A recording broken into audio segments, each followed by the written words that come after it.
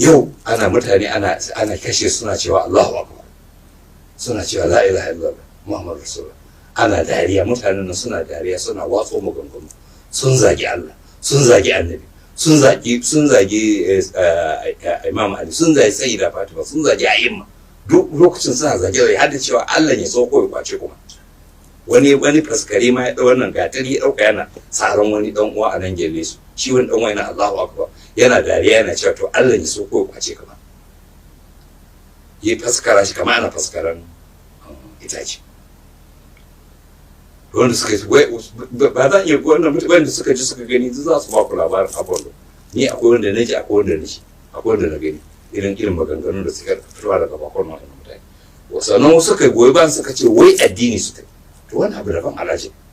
Sannan kuma wani abin alajabi yadda mutane suka ji suna ɗiban karikitan mutane, suna laluba a jikunan wayanda aka kashe, suna ɗiban kuɗi da wayoyi, suna cire zobba, har ma ta kai ma ko wani da zobin ya gagara fita sun gutsara yatsa, sun cire zobe. Yatsu ma suka gutsare suka cire zobba. Sannan kuma sun cire abin kunnin mata da kuma abin wayansu da tsaron buwan hannu da suka cire abokanai da sauransu suna ɗiba, kuma har an masu ana shiga wannan kaɗai ya ɗauki wannan ɗauki suna a sarari gashi na an ɗauke su hoto. Wannan abu shi ma daban alajibi.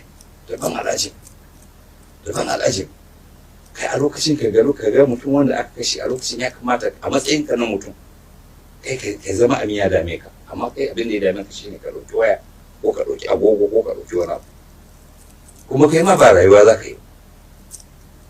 To wannan shi ma al'umma sun ba mu mamaki, wannan abubuwa da suka yi irin wato yadda suka nuna sun ma goyi bayan abin da ya faru.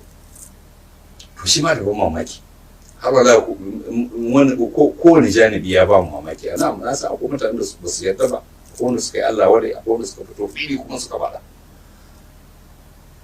Na ma akwai wanda suka yi goma da bakin su, akwai kuma inda suka goyi baya.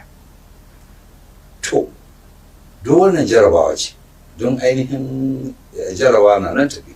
Maganganu da mutane suka yi kansu ɗauka ya wuce, yana nan an sajjala shi a inda ba za a goge ba, sai dai suna da dama in suna nan da rai ya zama su tuba.